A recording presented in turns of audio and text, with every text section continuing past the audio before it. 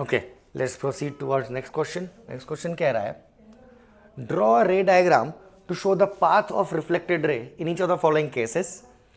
A ray of light is incident on a convex mirror. तो पहली बात तो हमें दिख रही है हमारा मिरर कौन सा है भाई, कन्वेक्स मिरर है. And the ray of light strikes at its pole making an angle. डिब्बा बना है यहाँ पे, तो हम एंगल कुछ भी डाल देंगे अपना, यहाँ पे 30 डिग्री, 60 डिग्री, 45 डिग्री कोई भी डाल देंगे, ठीक है. सेकेंड है, is directed towards is principal focus and is parallel to the principal axis. ठीक है, इन तीनों को सिचुएशंस को हम लोग देख लेते हैं. पहली बात, हमारा मिरर किस टाइप का है, कन्वेक्स मिरर है, तो ये होता है कन्वेक्स मिरर. डाइवर्जिंग मिरर है, ठीक है. And the ray of light strikes at its pole. Pole कहाँ है भाई, ये रहा पोल.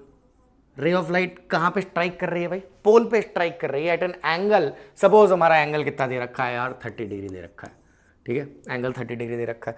तो जो इंसिडेंट रे ऑफ लाइट है, इंसिडेंट रे ऑफ लाइट ऐसे आ रही होगी और पोल पे टकरा रही है. कितने डिग्री पे टकरा रही है भाई, 30 डिग्री पे टकरा रही है, ठीक है. तो फिर रे डायग्राम बनाना है आपको. अब एक बात सोच रहे यार, इसका सेंटर ऑफ कर्वेचर यहां कहीं होगा, जिसका ये हिस्सा था उस स्फीयर का, है ना. तो फिर इसका मतलब ये जो लाइन है, प्रिंसिपल एक्सिस जिसे हम बोल रहे हैं, वही नॉर्मल है. प्रिंसिपल एक्सिस ही क्या हुआ इस केस में, नॉर्मल. क्यों भाई, क्योंकि ये देखो, कभी भी हम कहीं पे टैंजेंट बनाते हैं तो ये जो लाइन होती है जो सेंटर से पास कर रही है और जो उस पॉइंट पे टच कर रही है, ये हमेशा क्या होता है, नॉर्मल होता है. देयरफॉर अगर ये आपका स्फीयर था तो फिर सेंटर से ये जो पॉइंट टच कर रहा है यहाँ पे, ये जो आपका प्रिंसिपल एक्सिस है, it will act as a normal. तो अब हमें लॉ ऑफ रिफ्लेक्शन पता है. What is the law of reflection, angle of incidence angle of reflection के इक्वल होना चाहिए and both the angles must be measured from the normal. दोनों angle कहाँ से मेजर किए जाएंगे भाई, नॉर्मल से मेजर किए जाएंगे. तो भाई ये रहा एंगल ऑफ इंसिडेंस, तो ऐसे रिफ्लेक्ट करके चली जाएगी, ऐसे आ रही थी, रिफ्लेक्ट करके ऐसे चली जाएगी.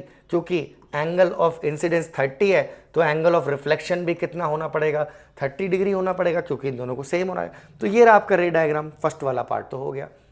नेक्स्ट है, अगर ये 30 की जगह 60 बोलेगा तो भाई 60 हो जाएगा, 45 बोलेगा 40 हो जाएगा.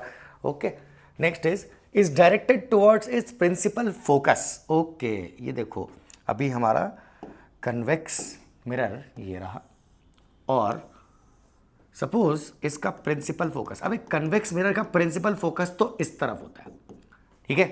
अब आपसे कह रहा है कि अगर एक रे ऑफ लाइट आ रही है जो कि किसकी तरफ डायरेक्टेड है, प्रिंसिपल फोकस की तरफ. ये रे ऑफ लाइट ऐसे आ रही है, ठीक है, और ये किसकी तरफ डायरेक्टेड है, प्रिंसिपल फोकस की तरफ.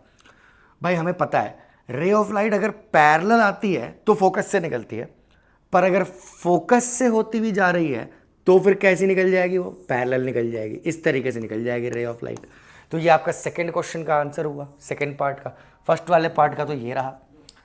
थर्ड है, is parallel to principal axis. ये तो गरीबों वाला है, ये तो आसान है ना, कि अगर प्रिंसिपल एक्सिस के पैरेलल आ रही है इंसिडेंट रे तो वो आफ्टर रिफ्लेक्शन कुछ इस हिसाब से निकल जाएगी, सच दैट अगर मैं उस पॉइंट को आगे प्रोजेक्ट करूं प्रिंसिपल एक्सिस पे तो वो कहां से पास कर रही होगी, फोकस से. तो ये आपका थर्ड वाला डायग्राम हुआ, ठीक है.